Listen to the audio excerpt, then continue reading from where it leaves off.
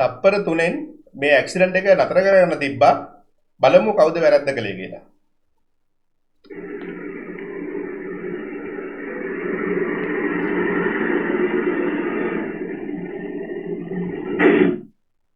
ඔව් අපිට බැලුමට පේනවා ඇක්සිඩන්ට් එක කොහොමද වෙන්නේ කියලා. ඇක්සිඩන්ට් එක එන්නේ ඇත්තරම අපි පළවෙනි නීතිය තමයි මාර්ගයක රිය ධාවනය කරද්දී වම් පැත්ත අයිනෙන් රිය ධාවනය කරන්න ඕන. මෙතන යතුරු පැදිකරු බයිසිකලේ එන්නේ දකුණු පැත්තට බරව. එතනදී ඇත්තටම බැලුමට පේනවා අපිට බයිසිකල් කරු එතන නිවැරදිව රිය ධාවනය කරේ නැහැ කියලා. අනිත් එක තමයි එතන වංගු සහිත ප්‍රදේශයක්. ඒ වගේම ඊටාම පටු පාරක්. වේගෙන් රිය ධාවනය කරන්න පුළුවන් ස්ථානයක් නෙවෙයි එතන. ත්‍රිවිල් රථ සහ මෝටර් බයිසිකල් විතරයි ගොඩක් දුරට යන්න පුළුවන් මාර්ගයක් වගේ පේනවා. ලොකු වාහනයකට යන්න අමාරුයි. ඒ වගේ පාරකට වාහන යන්න පුළුවන්. එදී ටිකක් පාර බෙදාගෙන තමයි යන්න ඕන. පාර ගැන සැලකිල්ලෙන් තමයි යන්න ඕන. මොකද වේගෙන් යන්න බැරි පාරවල්. ඒක පාර පිළිබඳ අවබෝධයක් තියෙන්න ඕන පළවෙනියටම රියදුරාට තම මොන වගේ පාරකද රිය ධාවනය කරන්න කියලා. නමුත් ඒක අවබෝධයක් නැතුව යන විත්තිය පැහැදිලි. ඊට අමතරව අපිට පේනවා ත්‍රිවිල් රථයේ රියදුරා ඒක උත්සාහයක් ගන්නවා ඒ ඇක්සිඩන්ට් එක වළක්ව ගන්න. මොකද යතුරු පැදිකරු එන්නේ වැරදි පැත්තෙන්. නමුත් ත්‍රිවිල් කරු උත්සාහයක් ගන්නවා ඒක වම් පැත්තට කියන්නේ දකුණු පැත්තට ත්‍රිවිල් එක හරවලා බයිසිකලේ බේර ගන්න. නමුත් ඒ අවාසනාවට වගේ යතුරු පැදිකරුත් එතන හරවනවා ඔහුත් බේරෙන්න හිතාගෙන හරවන්නේ වම් පැත්තට. ඒ නිසා එතන ඇක්සිඩන්ට් එක වළක්වා ගන්න බැරි වෙනවා. හැබැයි මෙතනදී පාර ඉඩ තිබ්බනම් මම හිතන්නේ යතුරු ත්‍රිවිල් රථ රියදුරාට තිබ්බ වම් පැත්තටම අයින් කරගන්න. මම හිතන්නේ අයින් කරගන්න පුළුවන් වාතාවරණයක් නැහැ. එතන වෙල්යායක් වගේ හරි එතන කණු හිටවපු තැනක් තමයි තියෙන්නේ. අන්න ඒ වගේ ඇක්සිඩන්ට් එක වළක්වා ගන්න පුළුවන්කම තිබුණා. නමුත් මෙතනදී අපි විශේෂයෙන්ම දකිනවා මෝටර් යතුරු පැදියේ රියදුරු හෙල්මට් එකක් ගන්න නැතුව තමයි එන්නේ. එතන ගමේ පාර ඒ කියන්නේ තමන්ගේ ගෙවල් ළඟ කියලා එතන විශේෂත්වයක් නැහැ. ඇක්සිඩන්ට් එකට ගෙදර ළඟද නැත්නම් දුර පළාතකද කියලා අදාළ වෙන්නේ නැහැ. තමන් පාරට එළියට බහිනවා නම් අනිවාර්යයෙන්ම හෙල්මට් එකක් පැළඳිය යුතුමයි. ඒ දේ මේව යතුරු පැදිකරුගෙන් අපි දකින්නේ නැහැ. ඒක ලොකු වැරැද්දක් තමයි ඔහු කරන්නේ. අපි බලමු ඊට පස්සේ තව මොනවද වෙන්නේ කියලා.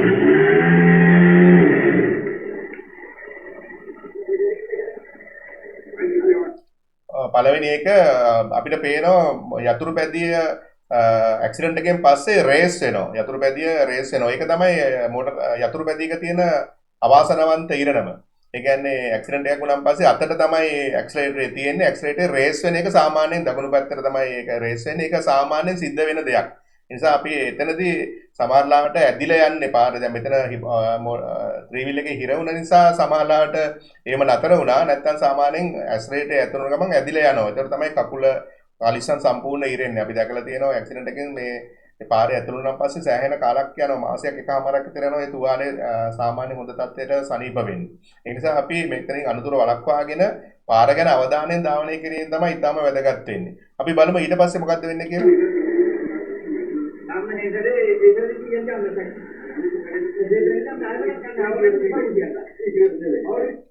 බලන්න මෙතනදී ඒගොල්ලෝ ආගියුමන්ට් එකකට තමයි යන්නේ. අපි සාමාන්‍ය ලංකාවේ දකින ප්‍රධාන ප්‍රශ්නයක් තමයි මෙතන. මෙතනදී විය යුත්තේ ඇක්සිඩන්ට් එක වළක්වා ගන්න බැරි වුණා නම් ඊට පස්සේ ස්ටෙප් එක තමයි ඒ අනතුරෙන් යම්කිසි පාර්ශවයකට කියන්නේ තුවාල සිදු වෙලා තියෙනවා නම් ඒ තුවාල ගැන සැලකිලිමත් වෙලා ඔහු ආරෝග්‍ය ශාලාවකට හරි රෝහලකට හරි ළඟම තියෙන ප්‍රතිකාර මධ්‍යස්ථානයකට එක්කන් යාම තමයි කරන්න ඕන.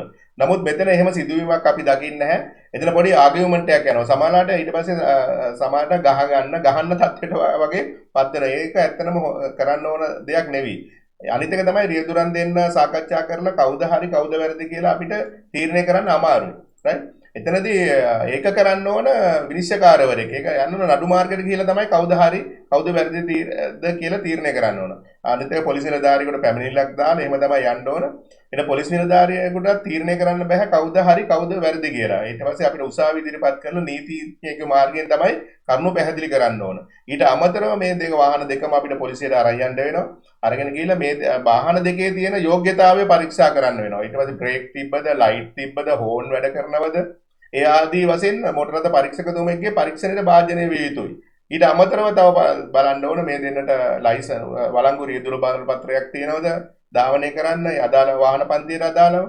ඊට අමතරව වාහනේ ලයිසන් හරියට කරලා තියෙනවා, ඉන්ෂුරන්ස් එක තියෙනවද, ඒවා කල් ඉක්ුත් වෙලා නැද්ද, ඒ ආදී තොරතුරු සියල්ලම සැලකිල්ලට භාජනය කරලා තමයි කවුද හරි කවුද වැරදි කියලා තීරණය කරන්න ඕන. අන්න ඒ වගේ පරිසරයක් තමයි අපි ගොඩනගා ගන්න ඕන. නමුත් අපි දකින්න දේවල් තමයි මේක වගේ ආගියුමන්ට් තමයි ගොඩාක් දුරට යන්නේ. අපි බලමු ඊට පස්සේ මොකද වෙන්නේ කියලා.